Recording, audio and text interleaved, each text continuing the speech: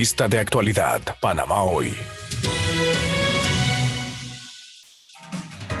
7:08 de la mañana y empezamos nuestra segunda hora de noticias aquí en Radio Panamá, y el incidente entre el futbolista Cristian Martínez y la Policía Nacional revive el debate sobre la legalidad de los retenes policiales y los puntos de control. Esta mañana conversamos con Olga de Ovaldía, directora ejecutiva de la Fundación para el Desarrollo de la Libertad Ciudadana. Buenos días, Olga, ¿cómo amanece? Hola, buenos días, ¿cómo están ustedes? Bueno, la invitamos para hablar de justicia, pero en las últimas horas este debate que surgió con el futbolista Martínez ha encendido nuevamente las redes sociales con este tema de la legalidad de los retenes y de la policía para revisar los vehículos. ¿Cómo reacciona usted a lo ocurrido? Bueno, no soy yo, él es, y ya hace ya desde algún tiempo se viene discutiendo este tema, porque lo que nosotros estamos viendo y lo constatamos, ya tenía, déjame ordenar mis ideas, perdona, disculpa. No, tranquila, tranquila. Este problema de los retenes, que tiene que ver con el libre tránsito de las personas, que es una garantía constitucional. Aquí hay dos problemas. Uno, hay poco conocimiento de los ciudadanos de sus propios derechos. Y es cierto además que no tenemos la más alta cultura cívica y formación educativa en las escuelas. Entonces, además vivimos con un sistema policial que es muy autoritario y muy castigador en general. Y las personas que están ejerciendo esta autoridad, si bien en el año pasado, por ejemplo, vi en 2 ocasiones que el entonces director de la policía hablaba de que iban a darle algún entrenamiento o estaban recibiendo entrenamiento en el tema del respeto a los derechos humanos y las garantías fundamentales de las personas, aquí tenemos un problema. Por un lado tenemos ciudadanos que no tienen la facilidad para defender sus propios derechos y hacer valer sus derechos, y por el otro lado tenemos un cuerpo policial extremadamente autoritario. Entonces, la realidad es que por ley las personas pueden circular libremente en Panamá, y la manera en que se ponen los retenes no es la manera que por lo menos nosotros desde la ciudadanía vemos que sea una forma correcta. Adicionalmente, abundan los casos, ahora fue un deportista, pero abundan los casos de tener estos retenes que en realidad sostienen un hostigamiento a la población en general, cuando la población, por otro lado, vemos toda la cantidad de actos de violencia, de criminalidad, y nos preguntamos dónde está el enfoque, porque esas redes amplias de poner retenes en todas partes no parecen haber surtido en todo el tiempo que lo están haciendo un efecto realmente ni disuasivo ni preventivo de la criminalidad. Ahí usted hablaba muy bien del tema de los derechos que tenemos los ciudadanos y que a veces no estamos tan seguros de qué tenemos que defender. ¿Cómo orienta usted a nuestros oyentes? O sea, llega un retén y ¿qué pasa? ¿Y puede el policía decirme que me baje del vehículo, que va a revisar mi auto, o eso no se puede hacer así? Bueno, es que, primero no soy una abogada experta en ese tema, la verdad. Hay unos temas específicos, por ejemplo, el estado de los vehículos, porque en el reglamento de tránsito los automóviles deteriorados incumplen la ley. Entonces hay un tema donde hay una causal, vamos a decir, en el cual la autoridad de tránsito puede detener a una persona o a una persona en su vehículo y preguntarle por el estado de su vehículo. Está el tema de los documentos de posesión de De propiedad. de propiedad, que bueno, hoy día es un tema muy importante, el tema del seguro. Es decir, hay una serie de interacciones que están amparadas, por supuesto, por el Código de Tránsito, y tener una licencia de manejar y tener un vehículo implica unas responsabilidades. Pero lo que hemos visto en todo este tiempo que hemos estado bajo este estado de emergencia que se ha declarado a través de este decreto, por el cual seguimos en el estado de emergencia, porque el decreto todavía no se ha derogado, entonces genera una serie de digamos, ha socavado o ha puesto unas limitaciones a ese libre tránsito, y en este momento, en realidad, bajo ese decreto, la pregunta de cuáles son los derechos del ciudadano es un signo de interrogación. Mira, nada más, yo no he llevado la cuenta en el 2021, pero en el 2020, la Policía Nacional, durante todo el tiempo de la pandemia, llegó a tener más de 60.000 incidentes de arrestos, detenciones en la calle, ejecutando el decreto de la emergencia y de la pandemia, de que las personas no podían circular. Entonces, en este momento, la pregunta de cuáles son los derechos del ciudadano, la propia Policía Nacional tiene la responsabilidad de poder decirle al ciudadano cuáles son sus derechos, cuál fue la infracción, y no llevar los incidentes que se dan hasta extremos que luego generan este malestar general de la población. Pero la realidad es que mientras estemos bajo ese decreto, que ya necesita ser derogado por muchas razones, estamos en un estado de, vamos a decir, de inseguridad jurídica a los ciudadanos, porque el decreto le da amplios poderes, más de lo que la Constitución normalmente le da, y de alguna manera quita ciertos derechos que son, o suspende, no quita, disculpa, suspende ciertos derechos que son derechos ciudadanos. Entonces, obviamente cada caso es independiente. Es difícil saber qué pasa en un caso si uno no estuvo ahí, cuáles fueron las causales, cuál fue la reacción, si hubo reacción que posterior hace que el caso, que la circunstancia se empeore.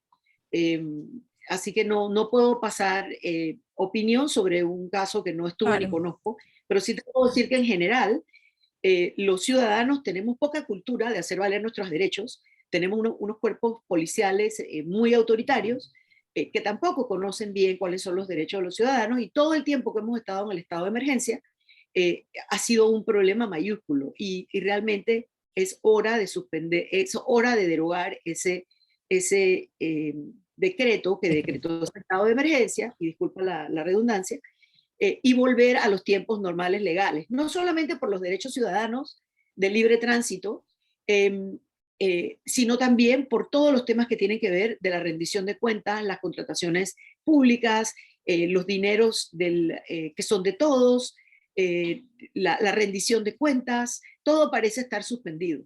Entonces, ese es un problema que tenemos que resolver.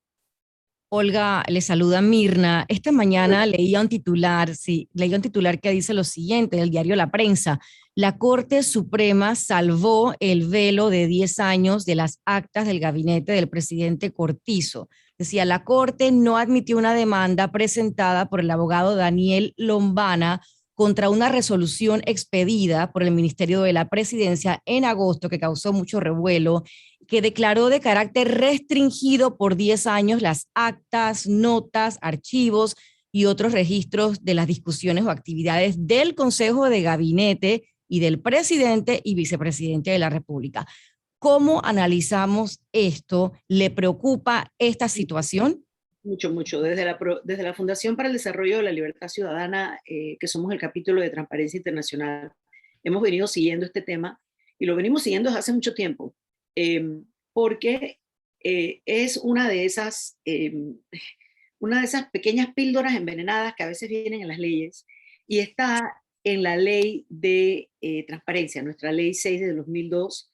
Existe en la ley un artículo que indica que el funcionario, únicamente a su discreción, puede declarar una información como de acceso restringido. Una información que es de naturaleza pública, que obviamente todo lo que tiene que ver con el manejo del Estado es de naturaleza pública, salvo algunas pocas excepciones que tienen que ver con seguridad nacional, etc. Entonces, esta excepción que hay en la ley ha hecho que tengamos precedentes muy graves, como por ejemplo, en el 2018, la Junta Directiva de Tocumen decidió que las actas de la Junta Directiva de Tocumen eran secretas. Y tenemos, porque entiendo, espero no estarme equivocando, que lo mismo pasa con la Junta Directiva de Zona Libre. Y ahora pues tenemos este acto repetido por parte del Ejecutivo de declarar como de acceso restringido las actas del gabinete. Entonces, ese es uno de los puntos que requieren cambio en la ley de transparencia, porque no debería ser una sola instancia, no debería ser un solo funcionario que a su único criterio decidiera qué es de naturaleza restringida y qué no, y no tiene segunda instancia para hacer una revisión. Sin embargo, el 5 de octubre de este año, la Corte Suprema de Justicia publicó una resolución donde fallaban un habeas data que presentó la fundación que yo represento. Nosotros presentamos un habeas data exigiéndole al ministro de Salud que publicara los datos de los contratos de las vacunas, que también son un contrato, una contratación pública que por naturaleza debería estar publicada. Y en el fallo de la Corte, en el cual nos conceden algunas de las cosas que pedíamos y nos niegan otras, hay un voto razonado. Es decir, por ejemplo, nos negaron las copias de los contratos, pero ordenan al ministro de Salud a entregar la información de pagos de todos los insumos de vacunación en tiempos de pandemia. Y por un lado, pero allí hay un voto razonado por parte del magistrado Olmedo Arrocha, donde es la primera vez que yo lo veo y tengo entendido que es la primera vez que se trata el tema, que es cuándo y cómo se puede declarar una información pública que sea de naturaleza restringida. Y el magistrado Arrocha lo que pone espero estarlo repitiendo correctamente, lo que pone en su voto razonado es que un funcionario no puede declarar como de acceso restringido una documentación después de que se la piden. La tiene que declarar desde antes y tiene que dar razones, las razones correctas legales para ello. Yo creo que aparte del tema legal, y bueno, siempre pues nos acusan a los abogados en general a irnos por el tema del detalle de la ley, que parece aburrido y a veces no se entiende, a irnos al trasfondo real que tiene esta decisión. Y es que socava aún más la confianza ciudadana en la gestión y la gobernabilidad política. Es decir, esto tiene un componente político indudable que hace una mella muy fuerte en una confianza ciudadana que ya está muy erosionada. Y los casos de corrupción a todo nivel, los casos de corrupción que van de lo pequeño a lo gigantesco, que hemos estado viviendo durante el tiempo de pandemia, más todos los que tenemos acumulados, porque esto es como un burro que va llevando una carga y cada vez le ponen uno más y uno más y uno más y uno más, o un camello que le ponen uno más. ¿Y cuál va a ser la carga que le quiebra la espalda al camello y hace que el camello se arrodille en la arena? Es una figura que inclusive hay un dicho, un refrán que dice la paja que quebró la espalda del camello. Nosotros estamos llevando caso tras caso, tras caso, tras caso de corrupción que no ve solución en la justicia. Tenemos un problema realmente tenemos un problema de gobernabilidad democrática y de confianza. Y cuando el Ejecutivo hace esto y todavía genera más opacidad, genera todavía más desconfianza, que impacta directamente la sensación que tiene la ciudadanía de que si la democracia le sirve o no le sirve, y al final del camino tenemos estas encuestas terribles que dicen que solo el 35% o el 30 y tanto por ciento de la población panameña favorece la democracia como la mejor forma de gobierno. Es decir, realmente tiene un impacto político directo en cómo la gente ve el gobierno y cómo la gente ve la democracia. Y eso es un daño terrible al tejido y entramado del país. Olga, y esto nos lleva al siguiente tema y es precisamente esa confianza socavada que tenemos en nuestra justicia criolla, porque los casos de corrupción se han dado y se seguirán dando porque esa es la naturaleza humana aquí y en todo el mundo, pero cuando tienes una justicia en la que no ha dado muestras de seriedad, de credibilidad y de ser justa. Y justo ayer hablábamos con el doctor Rodrigo Noriega y mencionaba que 900 funcionarios del órgano judicial son interinos. Eso significa que no están estables en su puesto y que dependen de la decisión de un superior. ¿De esa forma se está manipulando la decisión de la justicia? Sí, yo te puedo dar unos números, inclusive, bueno, lástima que no puedo compartirles pantalla, pero nosotros hemos hecho algunos esfuerzos de medición de este tipo. ¿Y por qué se hacen? Porque existen estándares internacionales que indican cuáles pueden ser condiciones que pueden llevar a un operador de justicia al momento que tiene frente a sí el caso que tiene que decidir, tener realmente un fuero interno independiente. Porque un operador de justicia, aparte de conocer la ley, aparte de tener la mente del juez, que es distinta a la mente del abogado que defiende clientes, por ejemplo, por decirlo de una manera, tiene que tener una independencia en su fuero interno para poder juzgar en derecho y en justicia, y no una voluntad que esté secuestrada o por el dinero, o por el miedo, o por los intereses, o por las influencias. Entonces, una de las cosas que genera que está en los estándares internacionales, por ejemplo, los que ha publicado la OEA sobre la independencia de los sistemas de justicia, es que los operadores de justicia, los jueces, sean independientes, es decir, que tengan seguridad en su puesto de trabajo, que no le deban el trabajo a un jefe, que no vayan a perder el puesto en el momento, y por supuesto que tuvieran mejores salarios, vamos a decir, y que tuvieran la preparación. Nosotros, el año pasado, no, perdón, antes de la pandemia, disculpa que tengo una cosa en la memoria, cada vez que digo el año pasado quiero decir el 2019. Estamos No, todos 2019. con ese lapsus de este año de pandemia. Es increíble, un lapsus mentis de pandemia. Entonces, en el 2019 nosotros hicimos unos esfuerzos a través de una plataforma que se llama Observatorio. Perdimos la comunicación, Sí, Mirna. se congeló un poco la imagen y el audio. Ya, ahora sí la tenemos. Te perdimos, Olga, momentáneamente. En el lapsus de las redes. Ahora sí, así que por favor repita la idea. En el 2019 nosotros a través de una plataforma que se llama observatoriociudadanopanamá.org hicimos unas observaciones y unos análisis a partir de lo que era en ese momento la planilla del órgano judicial. Nosotros cogimos los jueces, es decir, solamente los que tenían el grado de jueces en la plantilla, no todos los funcionarios, los jueces, y nos fijamos cuántos de ellos tenían estatus de permanente y cuántos tenían estatus de interinos. Todos los jueces, desde los jueces municipales hasta de todas las ramas, hasta los magistrados, es decir, pasando por los jueces, los civiles, los penales, los tribunales de justicia penal, de justicia civil, de justicia administrativa, y ahí pudimos constatar que en el caso de los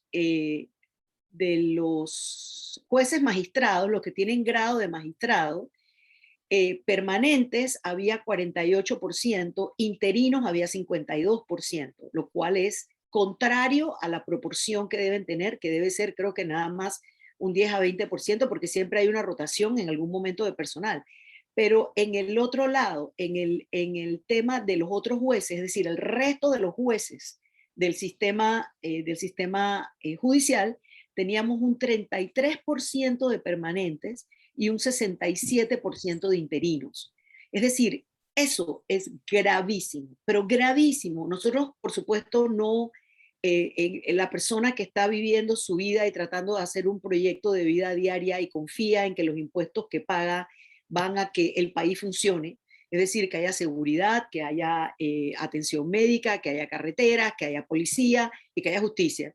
No tiene por qué estar probablemente enterado en el día a día de anomalías como esta, pero la realidad es que aquí se pasó una ley de carrera judicial en el 2015 que no ha sido implementada, y el órgano judicial siempre tiene alguna razón para no implementarla. Los primeros años era falta de presupuesto, había una combinación que se podía de alguna manera determinar desde afuera, que era una combinación de falta de presupuesto, con falta de planeación, con falta de voluntad, porque el órgano judicial, al igual que la mayor parte de las entidades del país, es una corporación o una entidad sumamente presidencial. Es decir, es todo un sistema, pero que depende para las decisiones administrativas casi en su totalidad de lo que diga la cabeza de la institución. O sea, que el responsable es el presidente de la Corte. En muchos casos es el presidente y la gente que él nombra para llevar a cabo estos a pesar, tienen departamentos, no te voy a decir que no tienen departamentos. Y yo personalmente conozco funcionarios del órgano judicial dedicados, que tienen una vida entera de estar allí y que son gente muy seria y que hacen su trabajo.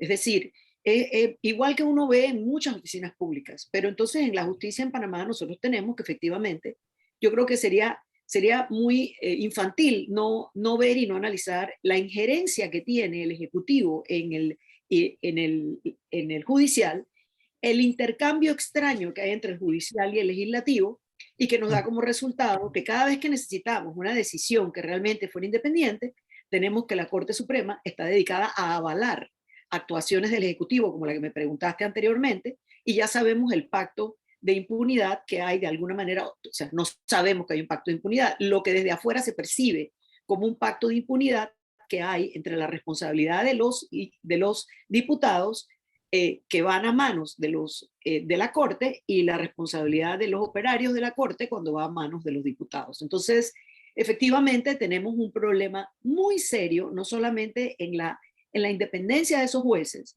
Y para muestra un botón, las juezas del caso Martinelli, los 6 jueces que en la instancia anterior que declararon un no culpable en el caso de peculado y peculado de uso del sistema Pegasus.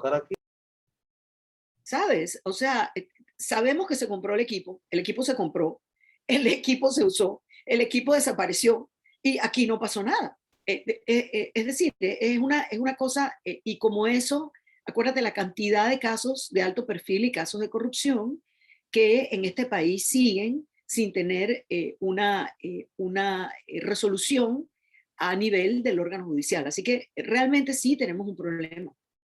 Y hablando... Y un problema que es multicausa, multiefecto, y que no podemos decir es culpa de fulano. Entonces, si quitamos a fulano y ponemos a otro fulano, ya se va a resolver, porque es un problema institucional y que está nuevamente, y perdona que parezco disco rayado, y claro, la mitad de la audiencia no va a saber lo que es un disco rayado, así que digamos que que parezco loro destaca, es que nuevamente la justicia, cuando no funciona, impacta directamente el tejido de la confianza democrática. Entonces, cada vez que esta gente hace una jugada de ese tipo a nivel de justicia, en realidad está impactando el país a lo interno con una desacreditación de la democracia para la ciudadanía, es decir, le abre la puerta a liderazgos políticos autoritarios, como lo que está pasando en El Salvador, que es realmente atemorizante, no nada más lo que se está viviendo en Nicaragua o lo que está pasando en Honduras y en Guatemala, pero en El Salvador está también pasando desde el Ejecutivo una serie de normas autoritarias que van quitando capacidad a la sociedad civil y a la ciudadanía en general, y digamos al sector no gubernamental, ya que aquí en Panamá se ha dado a la tarea de desvirtuar lo que es la sociedad civil, digamos el sector que no es gobierno, la gente que no es gobierno, que somos todos los demás, ya sea que estemos agremiados en un gremio profesional o en un gremio de trabajadores o en un club social o en una organización,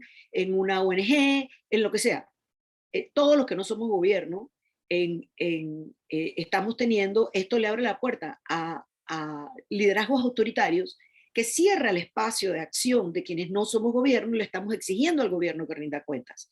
Entonces realmente sí, tenemos un problema con la justicia muy complejo, pero que tiene impactos mucho más allá del caso. Y además de impacto internacional, ¿no? Y hablando un poco de eso, Olga, del pacto de impunidad, leí hace un par de días un artículo en el diario La Prensa, si no me equivoco, suyo también, que decía impunidad en el sistema o sistema de impunidad. Es decir, ¿estamos en las dos? Bueno, la verdad es que ese artículo, bueno, lo bueno de escribir columnas a título personal es que allí me represento a mí, no a la organización con la que trabajo, que además es una organización muy seria, con una trayectoria de 26 años en el país de estar haciendo lo mismo, independientemente de quién gane las elecciones, nuestro discurso no cambia. Estamos pidiendo justicia, transparencia, rendición de cuentas y la lucha contra la corrupción. Sí, ese artículo, si lo leíste, hace referencia a un caso terrible en el año 93, cuando 7 exmilitares en ese momento fueron a juicio por el asesinato del doctor Hugo Espadafora. Y un jurado de conciencia, después de haber escuchado las declaraciones más descabelladas y terribles de parte de estas 7 personas, los declara inocentes. Y los declara inocentes porque ninguno dice, yo fui el que lo ultimé, yo fui el que le cortó la cabeza, sino que había una serie de declaraciones que uno iba leyendo en el periódico todos los días. Nuevamente, los que están oyendo, la mitad no sabe lo que es tener que esperar por el periódico a la mañana siguiente o al noticiero de las 6 para enterarse de las noticias, porque las noticias no eran 24/7. Entonces,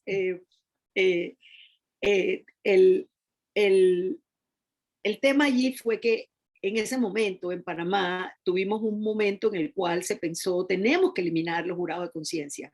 Los jurados de conciencia en Panamá no funcionan porque son muy, se pensaba en ese momento, porque son muy vulnerables a la influencia de otros, a la penetración de diversas influencias que pueden ser desde el soborno hasta la intimidación, hasta el miedo social de tener que volver a interactuar en el trabajo con personas, o el miedo que todavía había de que estas personas bajo la cual se había estado en la dictadura un número de años, todavía estaban capaces de ejercer algún tipo de acción en contra de los jurados. Entonces, es la época en que se trata de mejorar el sistema a través de traer estructuras más modernas de justicia, como es el sistema penal acusatorio. Entonces, el sistema penal acusatorio definitivamente tiene numerosas virtudes, mucho más que las falencias. Creo que ya los años que lleva de ejecución permite hacer una revisión de la ley, y toca hacer una revisión de la ley y ver qué ha estado funcionando y qué no. Nos ha ayudado.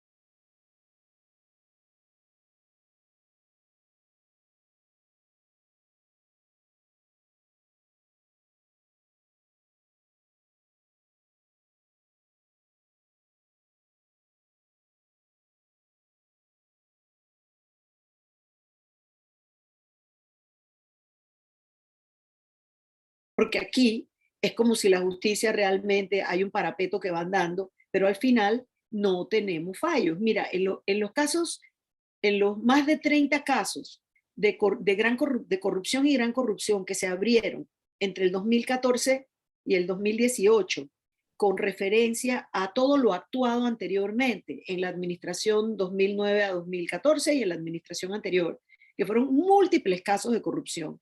Allí solamente hay un fallo que fue un fallo en derecho contra uno de los funcionarios que estaba haciendo un acto de extorsión, de uso ilegal de fondos, usando la oficina de la DGI para extorsionar y para amenazar e intimidar, y además lo de la facturación esta, que fue el caso del señor Bucalón. Tenemos, creo que son 2 o 3 casos que tienen arreglo que se llegó a una sentencia, pero no por juicio, sino por arreglo con la persona acusada. E inclusive hay un caso en el cual la persona devolvió un número de millones y ahí acabó el caso, ni siquiera llegó a juicio, o sea, no tiene una sentencia en contra, sino que tiene otro tipo de solución. Y el resto de los casos está sin fallar. Y mira el número de tiempo que ha pasado. Eso en los casos grandes que conocemos. Así que sí, tenemos un problema grave con la rendición de la justicia en cuanto a su capacidad de resolver los casos y dar un fallo que dé tranquilidad a la sociedad. Y en la primera parte de tu pregunta hay algo muy importante.